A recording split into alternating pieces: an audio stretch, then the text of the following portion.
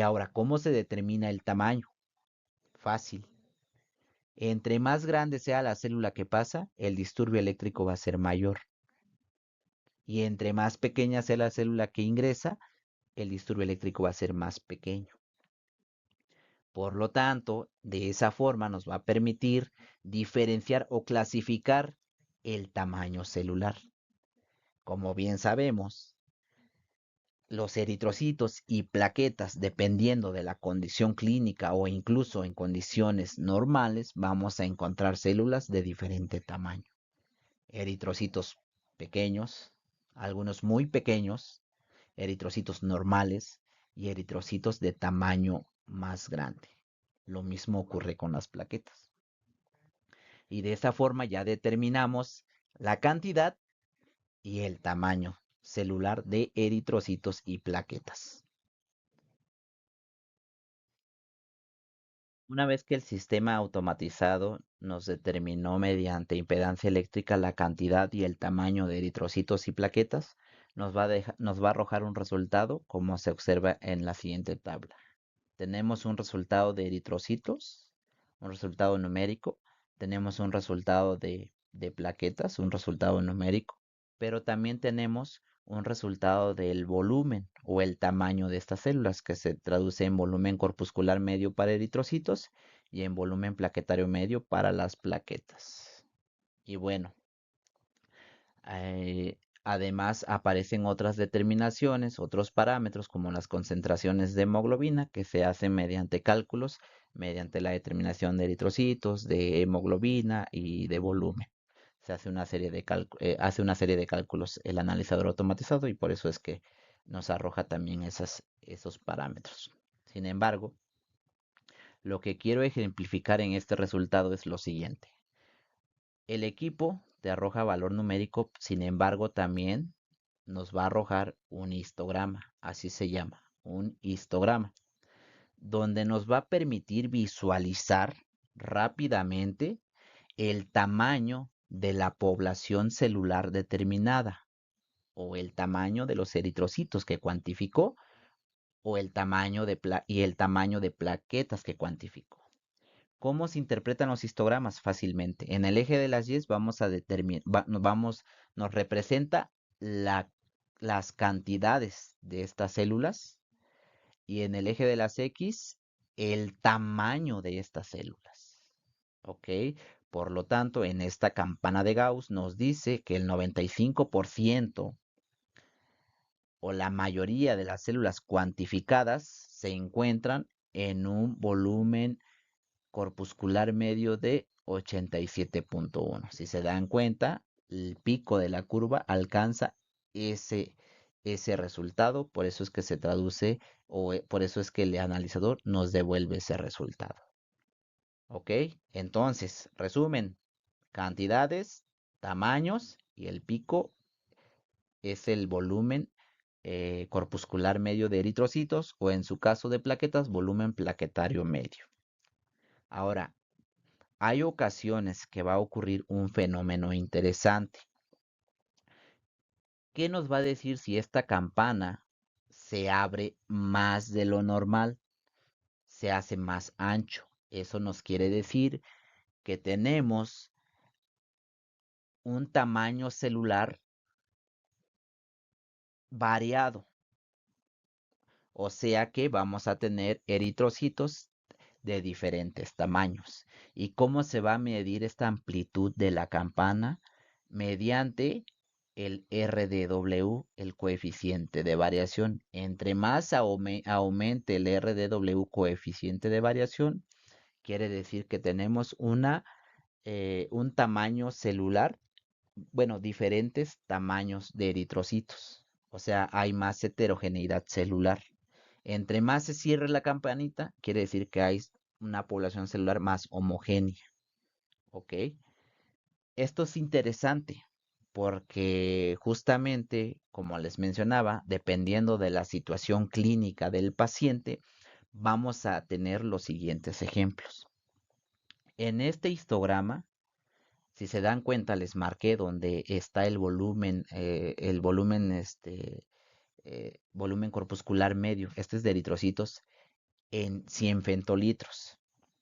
Recordemos que el volumen corpuscular medio normal o las células normocíticas, así se les denomina, se encuentran entre un 80 y 100 femtolitros. Cuando tenemos células o eritrocitos más pequeños, los vamos a encontrar abajo de 80 femtolitros y que son microcíticos, y cuando tengamos una población celular o eritrocitaria de mayor tamaño, los vamos a encontrar arriba de 100, por lo tanto van a ser macrocíticos. Bueno, rápidamente. En este histograma observamos que la campana alcanza un pico aproximadamente en 50 femtolitros, que nos dice que esta población de eritrocitos son microcíticos, son eritrocitos pequeños. En este otro ejemplo, si se dan cuenta, la campana se recorre a la derecha y nos dice, y está arriba de 100 femtolitros, por lo tanto, nos dice que esta población de eritrocitos son eritrocitos grandes, por lo tanto, son eritrocitos macrocíticos. Y en este otro ejemplo, si se dan cuenta, tenemos dos picos. ¿Y cuál es el que me va a dar el equipo? Muchas veces te va a dar el del pico mayor, o muchas veces no te va a arrojar un resultado porque no vas a saber cuál darte. ¿Y qué nos dice este histograma? Nos dice que hay dos poblaciones eritrocitarias. Si se dan cuenta, hay un poquito menos de eritrocitos pequeños y un poquito más de eritrocitos normocíticos, casi macrocíticos. ¿Ok? Entonces, y si se dan cuenta también, aquí la distribución o el amplio o la amplitud de distribución eritrocitaria, obviamente aquí va a estar la campana más abierta y por lo tanto vamos a tener un RDW más alto. Lo mismo ocurre con las plaquetas, lo mismo que en los eritrocitos, porque acuérdense que también va a haber eritrocitas, plaquetas normales, pequeñas y grandes. Pero los histogramas, eso es lo que nos dicen. Por lo tanto, aquí no hay que ignorar los resultados de los histogramas que nos entregan. Por ejemplo, ¿qué quiere decir? Que si yo tengo un histograma de este tipo y si se dan cuenta todos los eritrocitos se encuentran entre 50 más o menos femtolitros, no voy a reportar macrocitosis porque no tengo.